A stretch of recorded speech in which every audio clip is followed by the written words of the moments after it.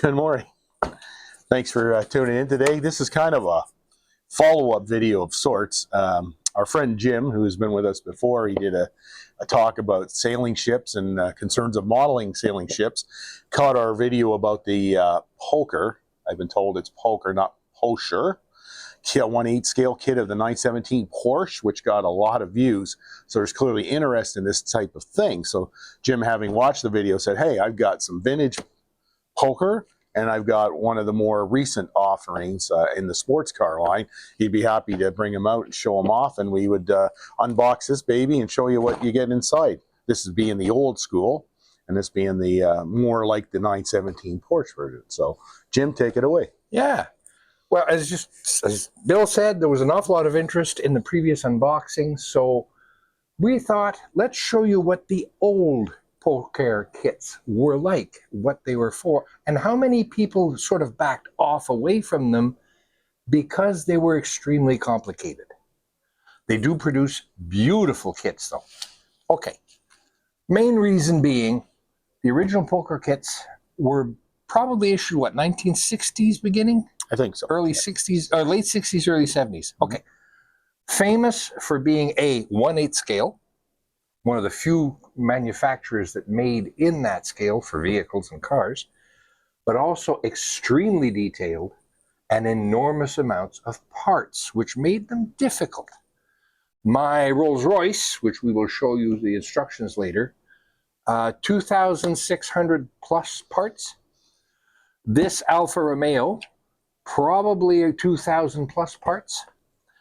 And we will show you a finished model of a Porsche 9 or 911 variant, what the company called the 9 Carrera, which was issued, I believe, 91, 92. They started producing these. I managed to get my kit in 2001, built it the same year. It's a little dusty. It's been in the display case for a long time. But the newer kits, as you saw in the unboxing, what, 400 parts? Yeah.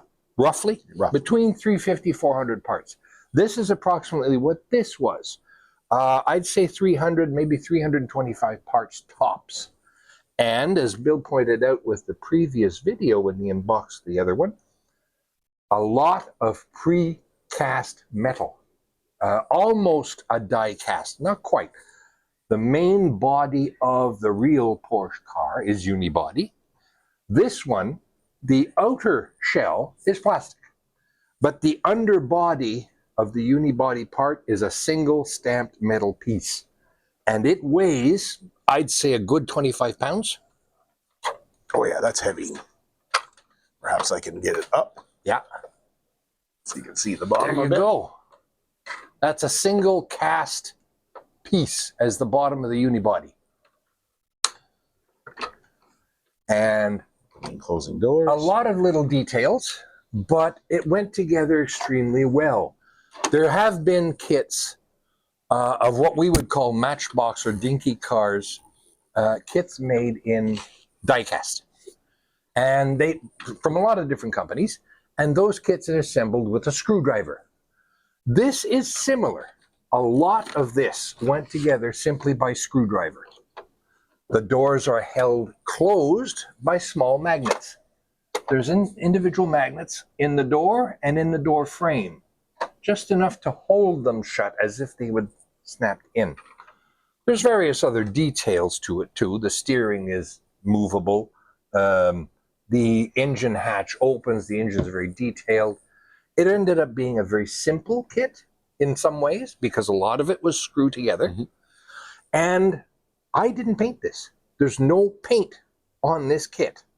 Everything was pre-colored, as was the previous one that you opened and did a box showing. So is this to say that Pocher did a shift from the ultra complicated kit to a more attainable type of model that anybody could do? That's what I think. Yeah. I think they had trouble selling. I think the company was having trouble because too many people were not finishing kits. When there's, 150 parts just in one wheel, it gets a little ambitious, shall we say. Mhm. Anyhow, we will get on to that. So you built the Rolls Royce at one Yes. point. Okay. The Rolls I have at home. It is current. I didn't bring it because it's currently on the refurbishing desk. Okay. Um, So it's basically in parts right now. yes, I took the body apart to give it a cleaning and a new paint job. Like there's an idea of what you're doing with the engine or part of the engine. Oh yes, I mean, oh yes. The there's engine pages of this. crankshaft, for instance, in the Rolls, is individual parts. Each piston rod, each piston head. And again, we are dealing with a European-style instruction manual. This isn't step by step. This isn't glue A to B. This is exploded diagrams for engineering schools. And these are individual Yes. nuts and bolts and screws. Yes, and that whole page is just the differential housing. Now, Jim brought some of the parts Yes. that he has left over or still needed for the refurbishment. Yes. And he was showing me earlier, like there's a Very container tiny. of nuts. Uh-huh. That's all the little nuts. And these were what you said, the grommets? Yes. And there is spokes in there. Grommets. I mean, these came in little numbered bags in the original and kit, we'll show right? them in the original kit. Here's a good example. This is one of the wheels from my Rolls Royce. And that's all individual spokes, and there's 4 layers of them. Each spoke has 2 grommets. The wheel hub has 9 pieces. The wheel rim has another 8 pieces. And then you've got to put the tire on. Oh my. Now, is this some kind of a jig that's on the outside of it? That's the wheel cover. It goes on, this is the this spare. is the one you mount on the spare. Oh, I Yeah. see. So you can see all those individual spokes in there? And each one spoke, 2 grommets, 4 slots to put it in, and there's 4 layers of them. There's the mount. It even has pressure valves. I mean, even that would be enough to scare most people. Times 4, times 5, counting 5 the with ship. the spare, Yeah. yeah. So My. they were very complicated and extremely slow building kits because everything's screwed. Tiny little screws to hold assemblies together. Then you had to move those assemblies over and put more screws to hold the other assembly onto it. These kits have leather, rubber, metal, porcelain. There's plastic. There's all kinds of different materials, but basically what we would call a multimedia kit today, but an awful lot of stuff. So that is a built one. Let's take a look at an unbox, an unbuilt one. There we go. Now this kit would probably date from 70s, maybe late 60s. Something's got one holding us stuck. there. There we are. So there's And this is basically how they came. Interesting point. A lot of people are familiar with places like the Franklin Mint or various other mail order collectors places. right. Okay, the places that sold metal miniatures or plates for collections. Pocher cars were sold by Franklin Mint. Okay. They were sold as mail order, pay installments. You could buy a $400 kit, for instance, and pay it in installments of $50 a month, Okay. which is how a lot of them got sold. This is the original box. Now, we made a big deal when we did the 917 about it having the factory seals. Mhm. This one was factory sealed at one time.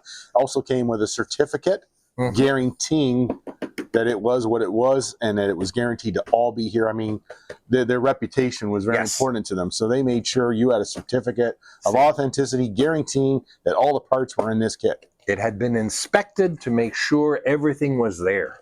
I remember this kind of. All right. So there's your old school. You open it up, you get your instruction manual, of course, Mm-hmm. and then you're immediately besought by masses of parts and little individual marked bags. Yes. And each bag on, yes, okay.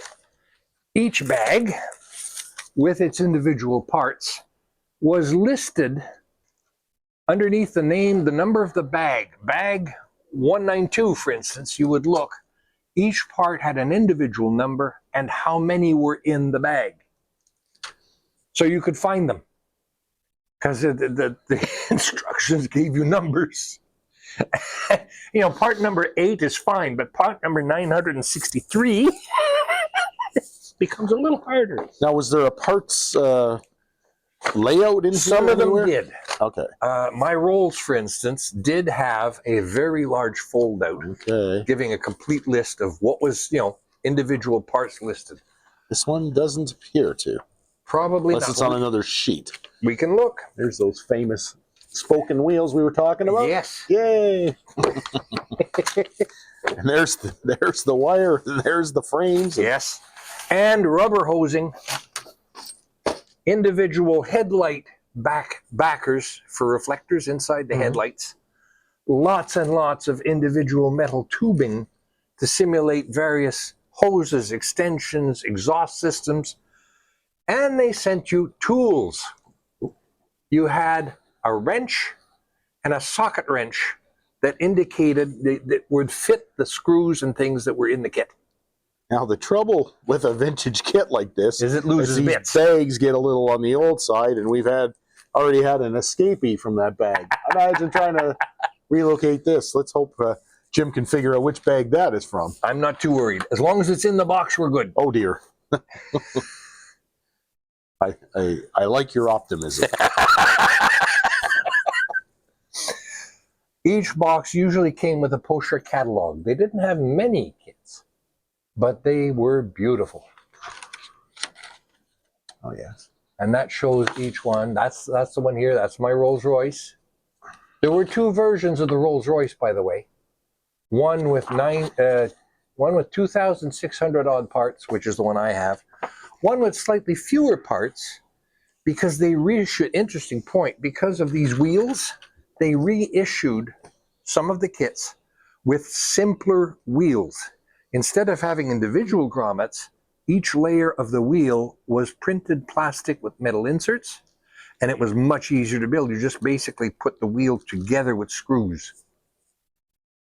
So they had a second edition of a lot of their Magic kits, or their classic kits, that had less parts, because people were afraid of these wheel assemblies. So this was like a transition kit.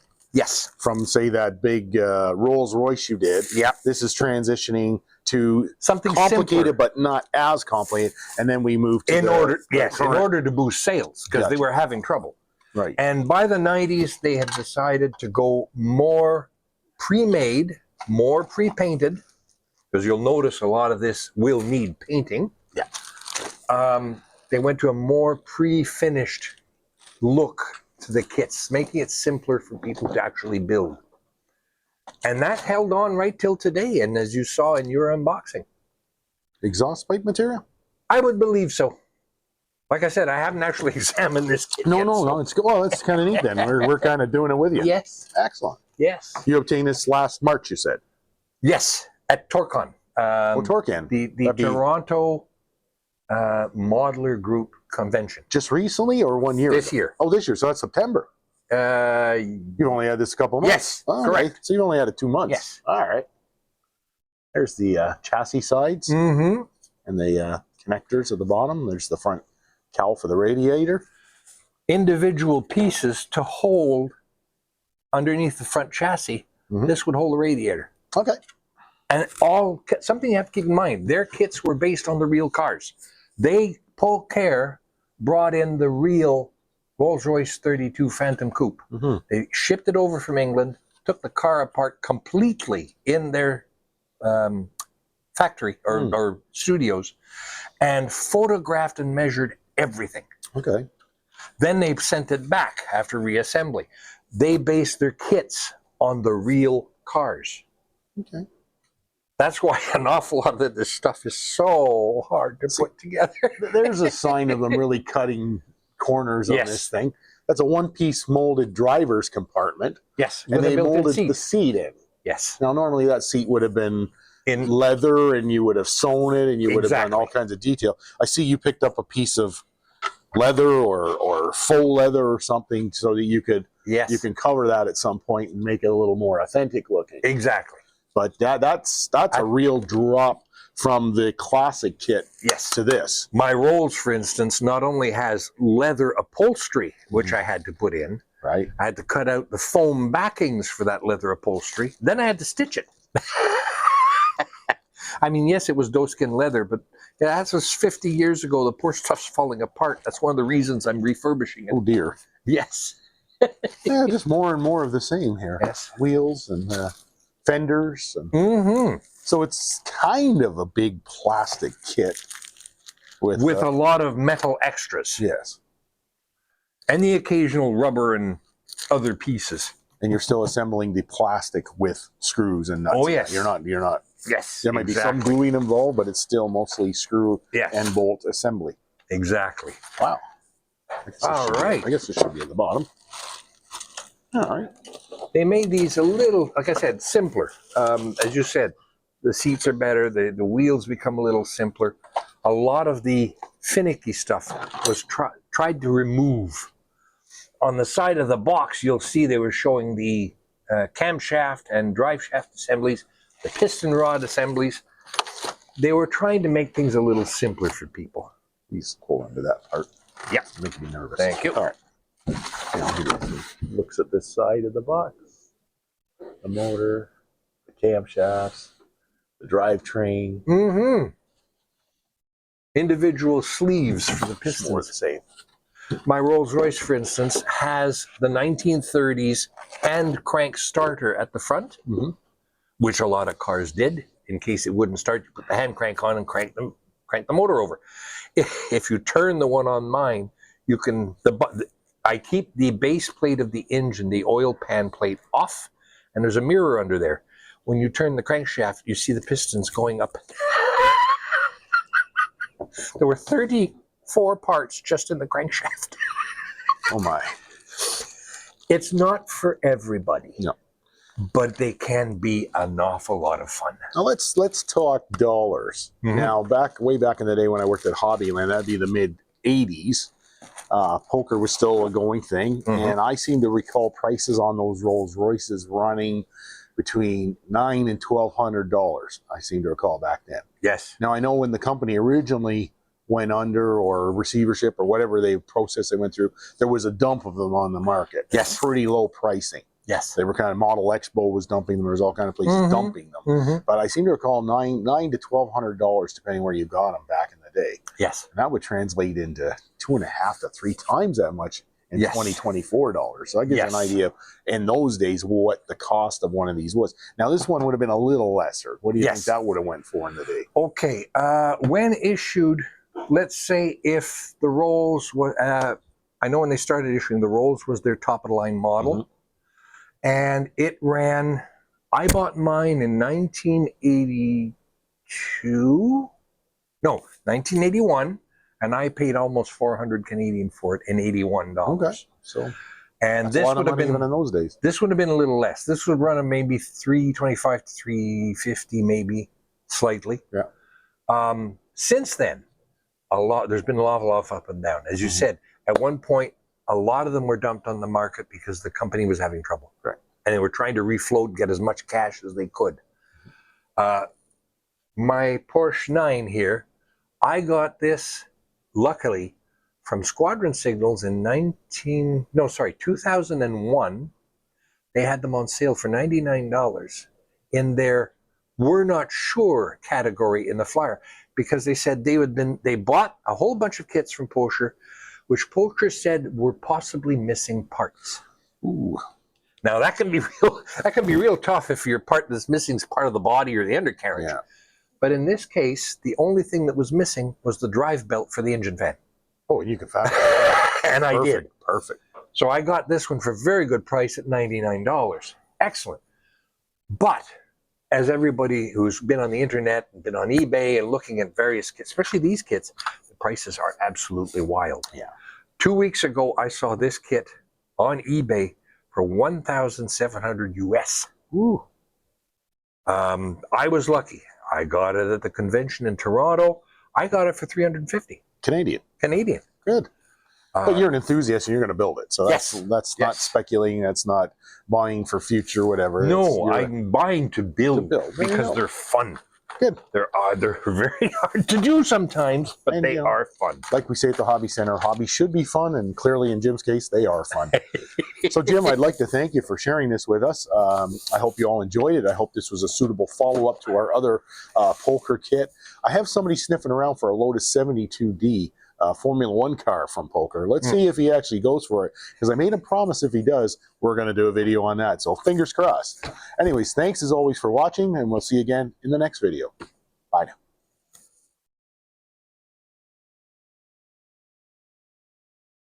Okay, don't forget, please subscribe, slap that bell, hit that like button, and join Team Hobby Center.